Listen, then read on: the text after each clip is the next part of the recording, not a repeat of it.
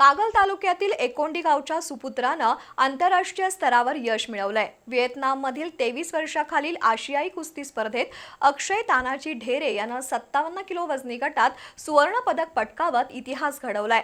अल्पभूधारक शेतकरी कुटुंबातील अक्षयच्या यशामागे त्याच्या मेहनतीसह वडिलांचं योगदानही महत्त्वाचं आहे। कागल तालुक्यातील एकोंडी इथल्या अक्षय तानाजी ढेरे यानं व्हिएतनाममधील आशियाई कुस्ती स्पर्धेत सुवर्णपदक जिंकलंय। 57 किलो वजनी गटात त्यानं ही उल्लेखनीय कामगिरी केली आहे। अक्षयचे वडील तानाजी ढेरे हे एका सहकारी संस्थेत काम करतात। घरची केवळ 1 एकर शेती असताना त्यांनी मुलामधील गुणवत्ता ओळखली आणि त्याच्या करिअरसाठी स्वतःच्या गरजा बाजूला ठेवल्या। शेती आणि पशुपालनातून त्यांनी अक्षयच्या स्वप्नांना बळ दिलं। वयाच्या 12व्या वर्षी अक्षयनं गावातील तालमीतून कुस्तीचे धडे गिरवायला सुरुवात केली। त्यानंतर दिंडनेरली इथं प्रशिक्षण घेण्यास सुरुवात केली। दरम्यानच्या काळात अक्षय भारतीय सैन्य दलात भरती झाला आणि सध्या तो पुणे इथं सराव करतोय। राज्य आणि राष्ट्रीय कुस्ती स्पर्धेत यश मिळवल्यानंतर अक्षयनं आंतरराष्ट्रीय स्तरावर सुवर्ण पदक मिळवत कोल्हापूरच्या कुस्ती परंपरेत मानाचा तुरा रोवला आहे।